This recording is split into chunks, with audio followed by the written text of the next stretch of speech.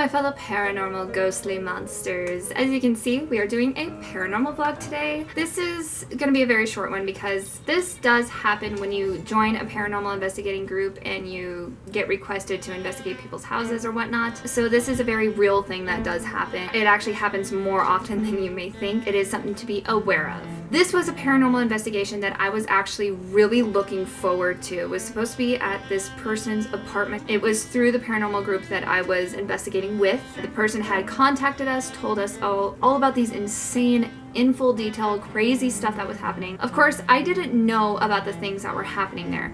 I was part of the group that didn't want to know. All I knew was that this seemed legit. Everybody was telling me, they were like, Sarah, you have to come to this investigation. It looks to be a good one. Sure enough, it came up. I remember we all kind of had like a hard time finding the place because it was in a weird location. The entire layout of these apartments was weird. It was just like buildings just in the middle of grass, 4 apartments at a time, kind of a building. It was a while ago, but I remember how weird everything felt as soon as we got there. Like it felt weird. It felt spooky. I don't get spooked. Whenever anybody goes with me to a graveyard, a dark place, I'm always the one that's continuing on walking and everybody else is like, what are you doing? You're crazy. When I was getting spooked, I was getting weirded out. I was like, oh, okay, this seems legit. Let's find out. Let's go in there.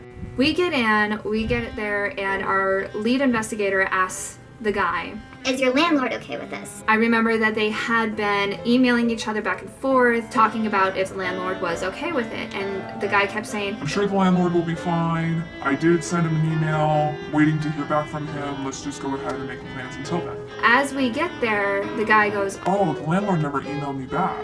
He never said anything. For legal reasons, our founder told us not to set anything up just yet, that we had to wait for permission from the landlord because it was totally empty. The guy was moving out. He was totally freaked out from the place. So he was waiting outside for us to do it all in there because he wouldn't go in there.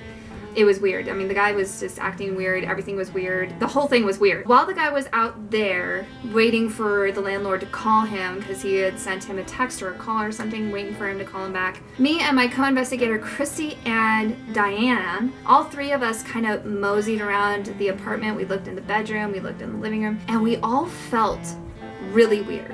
And especially in the back bedroom, the air just felt dense. It felt hard to breathe. It felt like there was a weight on the chest. There was air movement, but it didn't feel like there was, which was the weirdest part. AC was on, and it was on at that time, and we didn't feel the air moving. It was just very dense, very hot, and it wasn't even that hot outside, so it didn't really make sense for it to be hot. The windows weren't even in the right place of like a sun, if it was like residual heat from the sun coming in. Nothing was adding up, and yet it was just really weird. And I just had this really strong feeling of eyes just watching us, just eyes on us. I asked Christy, I was like, are you feeling that? She's like that feeling of being watched? I was like, yeah. She's like, oh, totally. As soon as we walked in. I was like, okay, so I'm not crazy here. This looks like to be a good night. So I was all set up for it. I was all excited. I was so looking forward to it. And then our founder walks in and he goes, pack it up, we gotta go. We were so bummed. We were like, oh, come on, just, 5 minutes, just 5 minutes. No, the landlord was not okay with it. He wasn't comfortable with it. He felt that it was gonna hurt him business-wise, even though we told him that we weren't gonna disclose location or anything. The landlord was just not okay with it. He didn't want anything to do with it. So we had to pack up our stuff and go. Weird thing is, like, as soon as we leave the apartment, we barely get all of our stuff downstairs to our cars, which weren't very far from the building. The guy who was renting it, he was like, oh, sorry about that, locked the apartment,